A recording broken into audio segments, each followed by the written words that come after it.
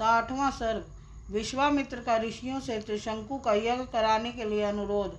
ऋषियों द्वारा यज्ञ का आरंभ। त्रिशंकु का सशरीर स्वर्ग गमन।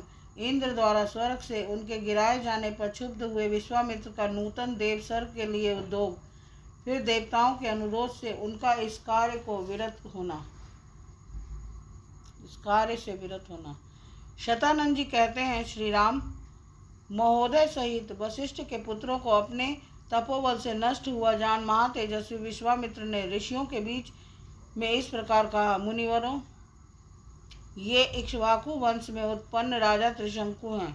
ये विख्यात नरेश बड़े ही धर्मात्मा और दानी रहे हैं तथा इस समय मेरी शरण में आए हैं। इनकी इच्छा है कि मैं अपने इसी शरीर से देवलोक पर अधिकार प्राप्त करूं।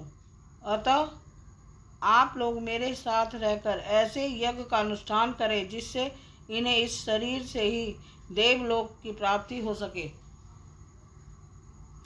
विश्वामित्र जी की यह बात सुनकर धर्म को जानने वाले सभी महर्षियों ने सहसा एकत्र होकर आपस में धर्म युक्त परामर्श किया।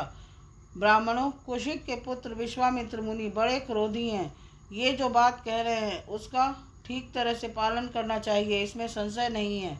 ये भगवान विश्वामित्र अग्नि के समान तेजस्वी हैं। यदि इनकी बात नहीं मानी गई तो ये रोष पूर्वक शाप दे देंगे।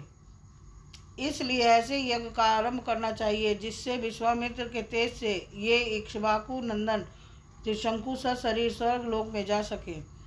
इस तरह विचार करके उन्होंने सर्वसम्मति से यह निश्चय किया कि यज्ञ आरंभ किया जाए। ऐसा निश्चय करके महर्षियों ने उस समय अपना अपना कार्य आरंभ किया।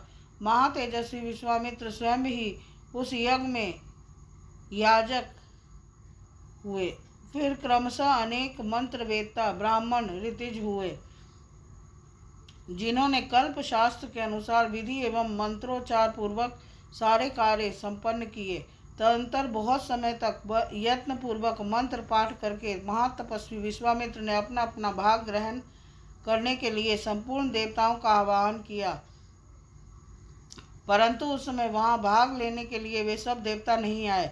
इससे महामुनि विश्वामित्र को बड़ा क्रोध आया और उन्होंने श्रुवा उठाकर रोष के साथ राजा त्रिशंकु से इस प्रकार कहा, नरेश्वर, अब तुम मेरे द्वारा उपार्जित तपस्या का बल देखो।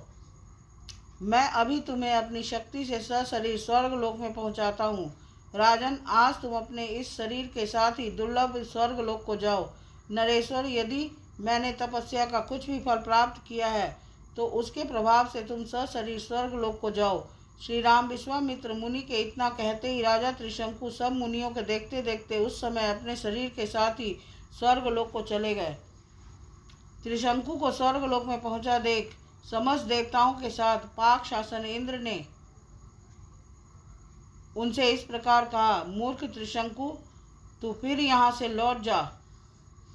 तेरे लिए स्वर्ग में स्थान नहीं है, तो गुरु के शाप से नष्ट हो चुका है। अतः नीचे मुंह किए पुनः पृथ्वी पर गिर जा। इंद्र के इतना कहते ही राजा त्रिशंकु तपोधन विश्वामित्र को पुकार कर त्राही त्राही की रट लगाते हुए पुनः स्वर्ग से नीचे गिरे। चीखते चिल्लाते हुए त्रिशंकु की वह करुण पुकार सुनकर कौशिक मुनि को बड़ा क्रोध हुआ। वे त्रिशंकु से बोले, राजन, वहीं ठहर जा, वहीं ठहर जा। उनके ऐसा कहने पर त्रिशंकु बीच में ही लटके रह गए।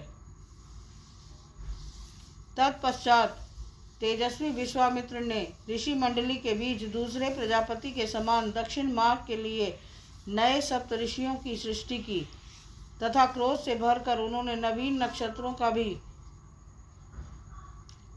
सप्त ऋषियों की सृष्टि की तथा क्रोध से भरकर उन्होंने नवीन नक्षत्रों का भी निर्माण कर डाला। वे महायशस्वी मुनि क्रोध से कलुषित हो दक्षिण दिशा में ऋषि मंडली के बीच नूतन नक्षत्र मालाओं की सृष्टि करके यह विचार करने लगे कि मैं दूसरे इंद्र की सृष्टि करूंगा अथवा मेरे द्वारा रचित स्वर्ग लोक बिना इंद्र के ही रहेगा। ऐसा निश्चय करके उन्होंने क्रोधपूर्वक नूतन देवताओं की सृष्टि प्रारंभ की। इससे समस्त देवता, असुर और ऋषि समुदाय बहुत घबराए और सभी वहां आकर महात्मा विश्वामित्र से विनय पूर्वक बोले, महाभाग, ये राजा त्रिशंकु गुरु के शाप से अपना पुण्य नष्ट करके चांडाल हो गए हैं। अतः तपोधन ये सशरीर स्वर्ग में जाने के कदापि अधिकारी नहीं है। उन देवताओं की यह बात सुनकर मुनिवर कौशिक ने संपूर्ण देवताओं से परमोत्कृष्ट वचन कहा। देवगण, आपका कल्याण हो। मैंने राजा त्रिशंकु को सदैव स्वर्ग भेजने की प्रतिज्ञा कर ली है, अतः उसे मैं झूठी नहीं कर सकता। इन महाराज त्रिशंकु को सदा स्वर्गलोक का सुख प्राप्त होता रहे। मैंने जिन नक्षत्रों का निर्माण किया है वे सब सदा मौजूद रहें। जब तक संसार है तब तक ये सभी वस्तुएं जिनकी मेरे द्वारा सृष्टि हुई है सदा बनी रहें। देवताओं, आप सब लोग इन बातों का अनुमोदन करें। उनके ऐसा कहने पर सब देवता मुनिवर विश्वामित्र से बोले, महर्षि, ऐसा ही हो। ये सभी वस्तुएं बनी रहें और आपका कल्याण हो। मुनिश्रेष्ठ, आपके रचे हुए अनेक नक्षत्र आकाश में वैश्वानर पद से बाहर प्रकाशित होंगे और उन्हीं ज्योतिर्मय नक्षत्रों के बीच में सिर नीचा किए त्रिशंकु भी प्रकाशमान रहेंगे।